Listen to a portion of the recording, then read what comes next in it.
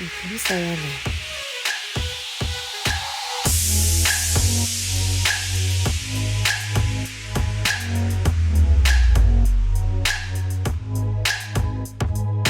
Chiều nay ăn gì anh? Ăn gì cũng được.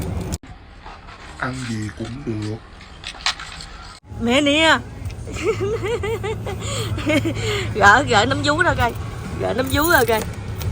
Nằm ngậm hoài, ngày mai ba mày đi làm, quên mốt đi làm không có đem nấm vú cho nó nha, không có cho nó ngậm nữa nha. Ngậm hoài. Xin chào các cô chú anh chị trên kênh YouTube của mình nha. Bây giờ là 3 giờ chiều. 3 giờ chiều là ngày thứ sáu. Thì thường ngày thứ sáu mình hay đi chợ cuối tuần. Tại vì một tuần mình đi chợ chỉ có một lần thôi, nên là mình đi chợ ngày thứ sáu, rồi thứ bảy chủ nhật cuối tuần mình ở nhà với lại gia đình. Hồi nãy tăng ca đó, mình hỏi anh chồng mình là cuối tuần này ăn cái gì. Ông nói mình là ăn cái gì cũng được đó, ăn cái gì cũng được. Rồi bây giờ tới công chuyện với cái món ăn cái gì cũng được nè. Ăn cái gì cũng được là mình sẽ làm cái món phở. Cứ cái gì cũng được là mình sẽ làm cái món phở. Rồi ok, bây giờ mình sẽ đi chợ làm cái món đó nha.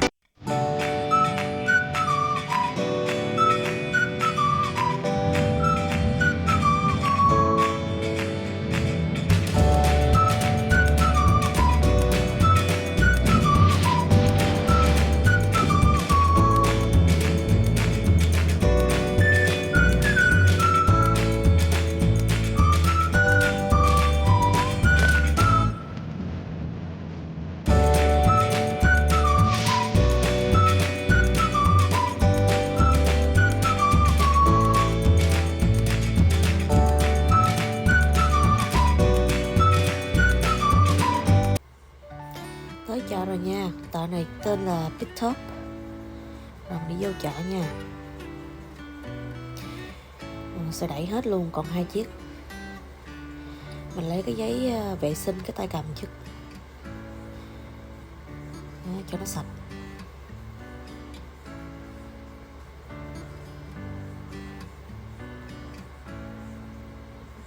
Xong giờ mình đi vô nè.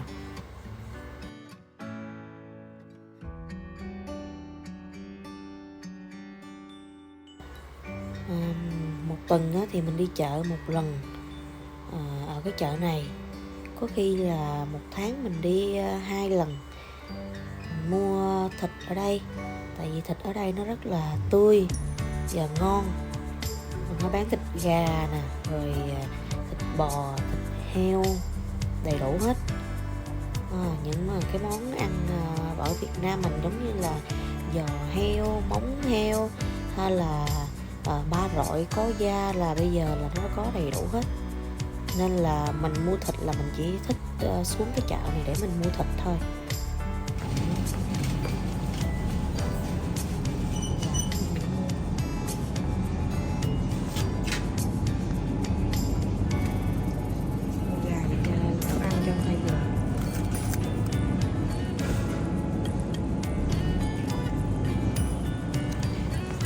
Đây, xương bò 5 đồng 83, quá rẻ luôn. Lấy 2 vị. 6 đồng mấy. Có bán tỉ heo luôn nha. Mua vậy luôn, 2 vỉ luôn. Tỉ heo. Lấy 2 vỉ đây.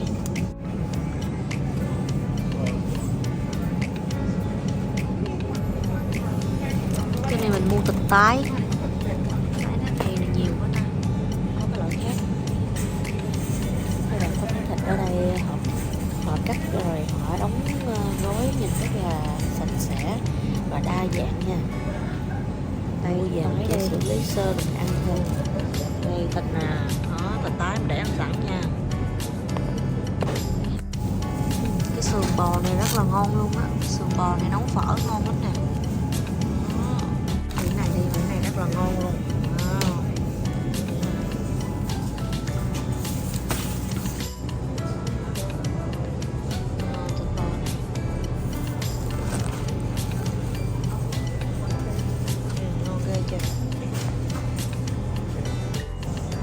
Đây, thịt heo băm đây. Mình đợi người ta ra để mình mua. Nó bán sẵn này.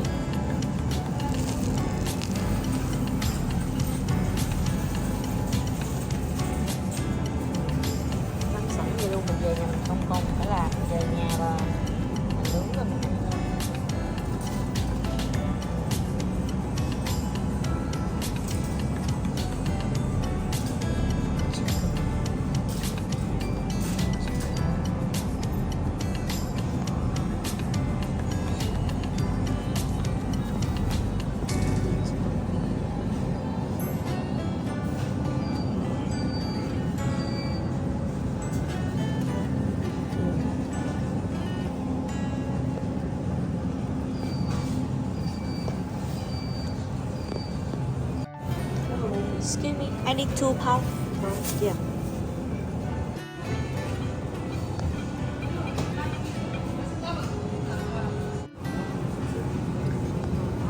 Nó bán lẩu tay heo luôn nè.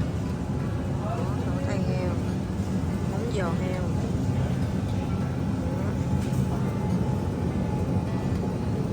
Thịt sườn nguyên bệ, 15 đồng nguyên bệ luôn. Ngon chưa ha? Luôn.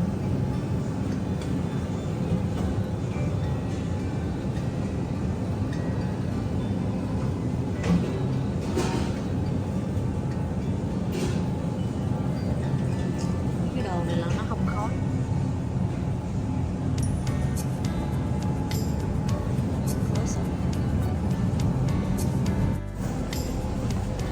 Ở đây mình đợi mua nạm.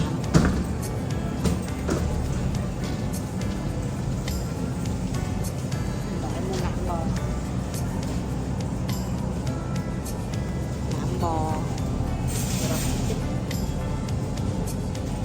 Mua cục nạm mà nấu cho nó ngọt nước nó thơm. Đây có lưỡi bò nữa nè. Cái gì chứ? Gan hả?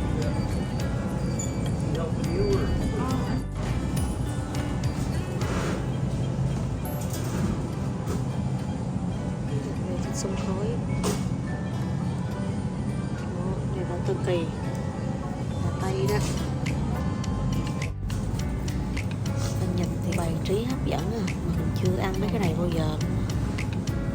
Mình không có hảo với cái món Tây quá, thích nên ăn mấy cái đồ Việt Nam thôi, lâu lâu đi ăn nhà hàng ở ngoài thôi, chứ mình cũng thích tự ở nhà nấu hơn, thích nấu ăn Việt Nam hơn.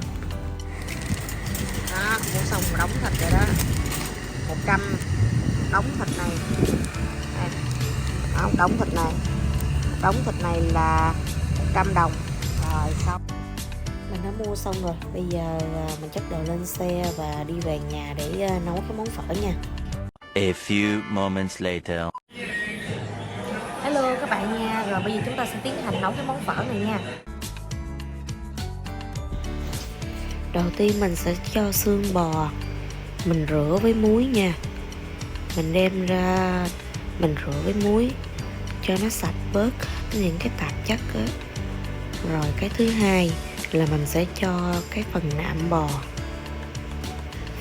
bò với lại cái phần sườn bò mình cũng đem ra để mình ngâm với muối, mình rửa cho nó sạch trước khi mà mình bỏ vô cái nồi để mình trụng thịt nha. Mình trụng thịt cho nó bớt những cái tạp chất đi, những cái chất dơ đi, rồi mình mới đem đi nấu nha. Vậy cái nước nồi của cái nước nồi phở của mình á, nó mới được trong và nó mới thơm ngon nha.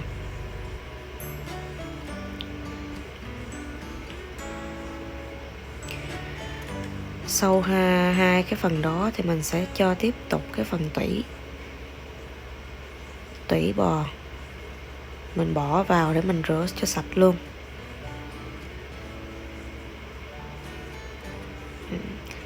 Thì mình cũng phải ngâm với lại muối nha,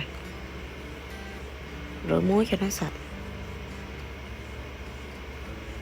Đó. Tiếp theo á, là mình sẽ cho cái phần cái này là gì, là thăng long. Cái này gọi là thăng long của bò. Cái này mình ăn với phở á, nó dai dai sực sực, ăn rất là ngon. Phần thăng long này á, người ta đã sơ chế sẵn cho mình rồi, người ta đã làm sạch và người ta làm chín nó luôn rồi. Mình ngâm với lại nước muối đi, rồi tí xíu nữa mình sẽ cho vào cái nồi thêm tí xíu muối rồi mình trụng luôn, trụng sơ rồi mình vớt ra, mình xắt nhỏ sau. Để đó đi. Rồi tiếp theo là cái nồi nước này là nãy mình bắt sẵn nè, bây giờ nó đã lên tim rồi, nó hơi sôi rồi, mình bỏ tí xíu muối vô để mình trụng thịt nha. Bỏ trụng thịt vào. Đó. Khi hai cái nồi nước nó đã sôi rồi thì bây giờ mình bắt đầu bỏ thịt vô để mình trụng nó. Mình bỏ tỉ vô trước nha. bỏ tỉ vô trước. Rồi bây giờ mình cái nồi bên kia thì mình sẽ trụng xương với lại thịt sườn đồ. Mình chia ra 2 cái nồi để mình trụng một lần luôn cho nó nhanh. Thật ra nấu một cái nồi phở á, nó rất là dễ dàng, nó không khó như những gì mấy bạn nghĩ đâu. Tại vì ở Việt Nam mình á, muốn ăn cái gì mình ra ngoài mình ăn, có người nấu sẵn rồi, mình không có cần phải nấu gì hết, không phải làm. Còn mình đây á, mình muốn ăn cái gì mình phải tự tay mình nấu, mình làm thì nó mới ngon. Đó, các bạn nhìn coi, nó nổi lên bọt đó, nhìn nó mấy cái tạp chất này nó lên nè, đấy nha.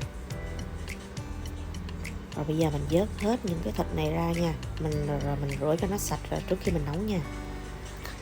Cái củ hành tây và củ gừng hồi nãy mình đã sơ chế rồi á, thì bây giờ mình bỏ vô trong cái giấy bạc, mình gói lại, rồi mình bỏ trong cái lò nướng, mình nướng lên khoảng 20 phút nha. Đặng tí xíu nữa mình bỏ vào trong cái nồi nước lèo á, mình nấu cho nó thơm cái nồi nước. Các bạn nấu phở hay là bún bò cũng vậy, mình cũng phải cho củ hành tây với lại củ gừng á, vô trong cái nồi nước lèo nó mới thơm nha. Đó, sau khi mình đã rửa sạch rồi, mấy bạn nhìn thịt nè, nhìn ngon ghê chưa ha. Rồi bây giờ mình bắt một cái nồi nước dùng lên, mình xài cái nồi bự luôn nha, tại mình ăn 2 ngày, cuối tuần mình nấu một lần mình ăn 2 ngày luôn. Mình bỏ cái nồi nước dùng á, đầu tiên mình dằn tí xíu muối nha, dằn tí xíu muối vào trong cái nồi nước dùng, rồi mình bật lửa lên. Trong khi chờ đợi cái nước nó sôi lên tim á, thì mình vệ sinh cái phần cá bò viên, chứ lộn, nó quên nói cá viên, bò viên mình xài bò viên Tây Hồ nha, bò viên cân Tây Hồ nó rất là ngon. Mình ăn 2 bịch luôn, 2 ngày. Mình sơ chế đó, rửa cho sạch, để ra một cái đĩa để sẵn đi, tí xíu mình trụng sau. Trong thời gian chờ đợi cái nước dùng nó sôi lên thì mình tranh thủ mình lặt rau quế nha. Rau quế này rồi mình vệ sinh giá nè, rồi ngò gai, rồi hành lá với lại ngò rí nha. Nhà mình thì thích ăn hành lá với lại ngò rí trộn chung luôn.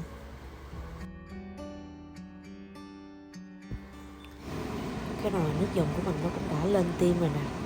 Rồi bây giờ mình cho tất cả cái thịt hồi nãy mình đã rửa sẵn, mình bỏ vào hết luôn nha. Đó, mình bỏ vào hết luôn. Rồi bây giờ mình dặn đường phèn nè, mình dặn tí xíu đường phèn. Rồi cái hành tây với lại củ gừng hồi nãy mình cho vào luôn. Mình nướng xong rồi bây giờ mình cho vào. Mình cho vào hết luôn. Rồi bây giờ nha, mình sử dụng cái loại này, cái loại gia vị nêm phở bò cô đặc. Ở trong cái bịch này nó có 4 viên, mình bỏ vào 4 viên này vô trong cái nồi nước lèo luôn cho nó đậm đặc nha, cho cái nước dùng của mình nó ngon hơn. Mình bỏ 4 viên vào luôn.